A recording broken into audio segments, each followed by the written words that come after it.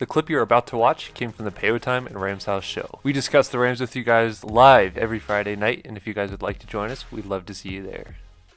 If you guys are new to this show is based off of, or this little segment is based off of Rich Eisen's Overreaction Monday that he does, pitching hot takes. Is it fair? Is it too hot? And we got our first topic here. Was it a mistake to pay Tutu Atwell this season? Ooh, that's a toughie. Okay, and for the record, I have not seen these. Okay.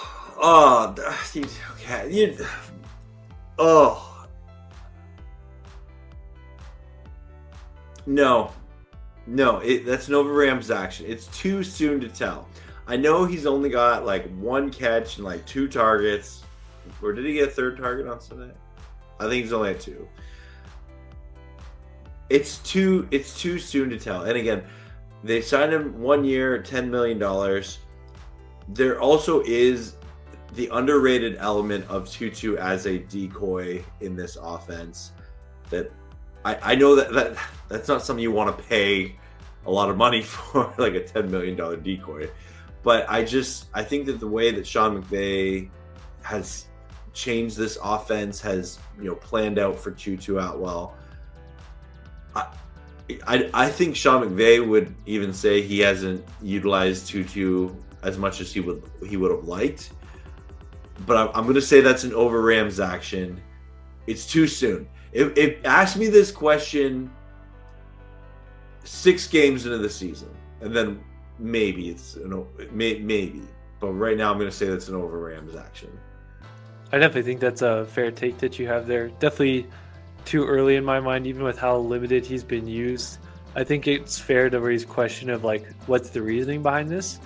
Because you just don't know. Is it just a matchup dependent? We still don't know as Rams fans. And I think it's interesting how many times Sean McVay has said, like, I have to do a better job getting Tutu involved. Yeah. Like, he said that a lot of times. We'll see if that ends up playing out at all. But I definitely think that only after 3 games, it could be too early to tell here. I know a lot of Rams fans have been saying that it's a mistake already, just based on his production, but I don't think that you can assume that the rest of the year the production is going to stay the same. I think this is the worst start statistically to Tutu Atwell's season that he's had in his career with the Rams. So I think that's why a lot of Rams fans are overreacting to it. But I do think that we need to give it time. We do need to see, maybe it could be this Sunday. You never know. This Sunday he could pop off, because I've heard this Colts passing defense is not the best, and they lost Kenny Moore. So who knows? He could get more involved even this week. Definitely. And the Tutu train is at the station. It's ready to go into high gear and stock that steam engine. It's gonna be plowing down the line. Yeah, here's what Sheriff Joe Baggs said: too early. If he catches the game winner in the NFC Championship, it's a good deal. There you go. Definitely agree with that. Definitely, he's got a lot of time to be able to do something. I think we're ready for a game winner there in the NFC Championship. I'm down. Yeah. And then Rams Mob said it's a 1-year deal. I don't think that was a mistake. Yep. Yeah, definitely 1-year deal. I think it was fully guaranteed, $10 million. But we're definitely not tied like down the line for it. So we'll see. We'll see how the season goes. But that was our first one. To stay on the Tutu Atwell subject here. Ooh. Daniel Jones will have more rushing yards than Tutu Atwell has receiving yards this week.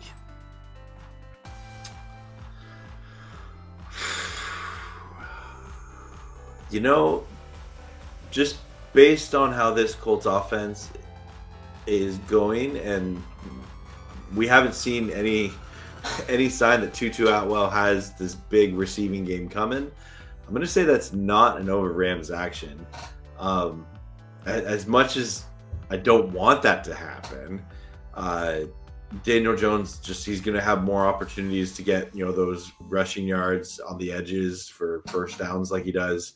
Then I think Tutu will have targets this game.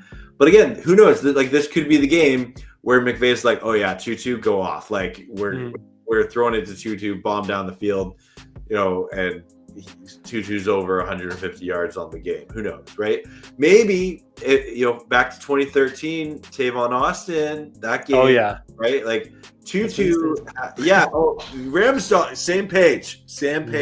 The Rams, Dom. Like, like that game still gives Colts fans nightmare, right? They still, like wake up, Tavon Austin, right? Like, Nightmare fuel for sure. If there was one player on the Rams who has the same kind of talent of Tavon, it would be Tutu. Now Tutu doesn't return punts the same way, but yeah, I don't. It's weird. I feel like I've said this before, so I don't know how much stock you put into this, but like this does feel like a game where he at least makes a big play in the game, or he at least has a big deep bomb. Like I don't know why, something about it may be the Tutu or the Tavon Austin thing that we were just talking about, but something about this game feels like there's about to be a big play for Tutu. But okay, who knows? Who knows? You said, and you heard it here first on whatever this name of this show is. Yeah. All right, we got a juicy one here. So I talked to a Colts fan this week about his team, about his defense. He said he is worried about the pass rush a little bit. While they've had good numbers, he's not too confident in them. And they obviously lost their best corner in Kenny Moore this week, who was supposed to be on Puka Nacua most of the game. With Kenny Moore being out, Puka Nacua will have 200 yards this game.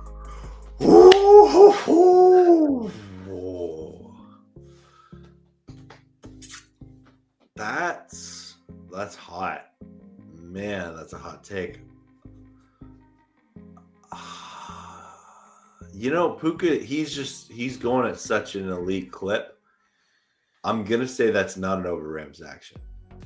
I think it could happen. I think it could, because we know Puka's gonna get targets. Like we know he's gonna have opportunities, and if the Colts corners can't defend him, yeah, this could be a big Puka Nacua game. Like I saw this comment here by Juno.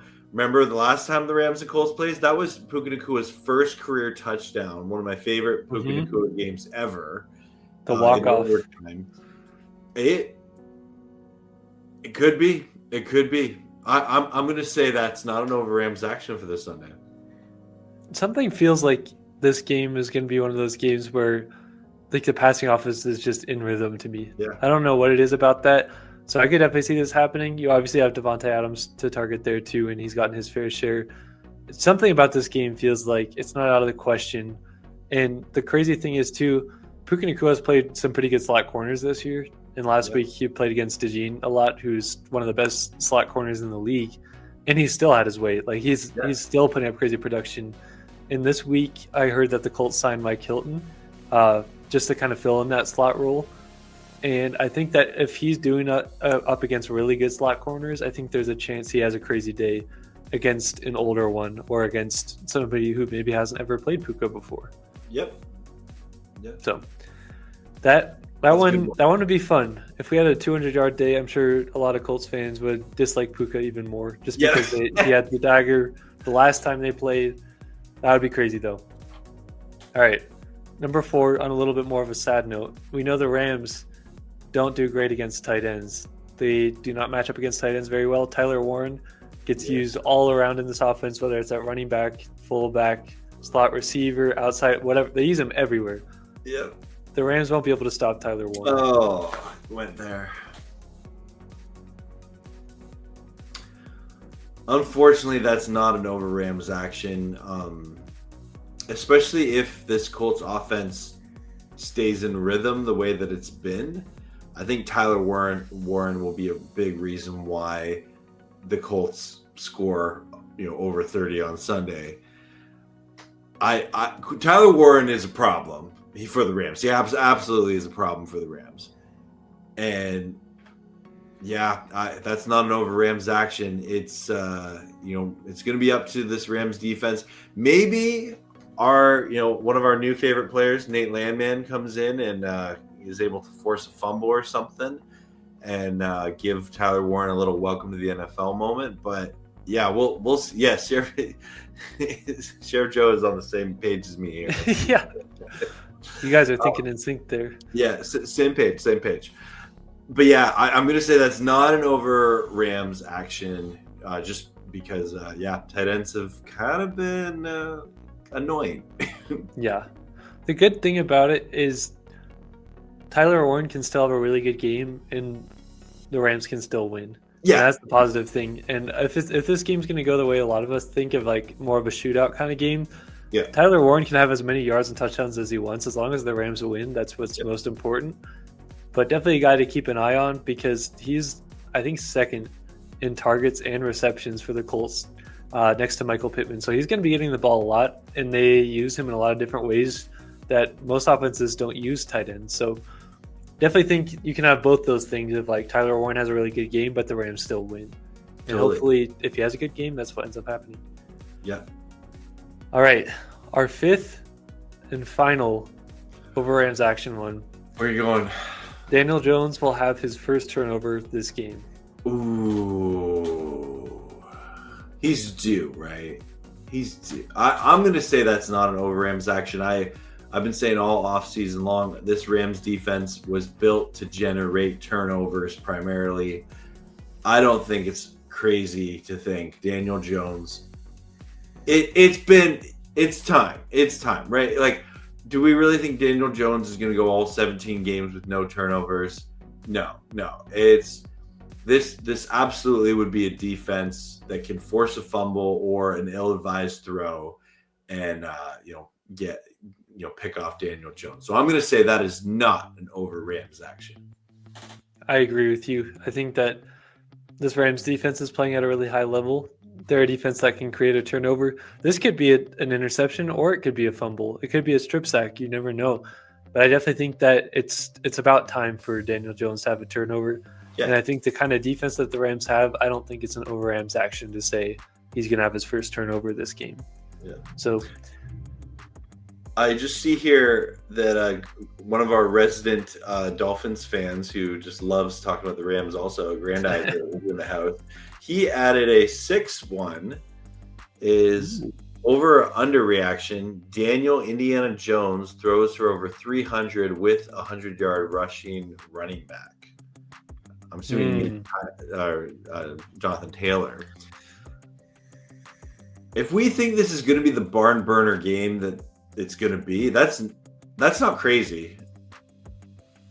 it's not. I feel like the part I'm having a hard time getting my head around is Jonathan Taylor having 100 yards rushing. I think with what the Rams were able to do against Saquon, I don't think they're going to have both parts of their offense just going smooth like that. Yep. So while I could potentially see 300 yards through the air from Daniel Jones, I don't know if I see 100 yards of rushing.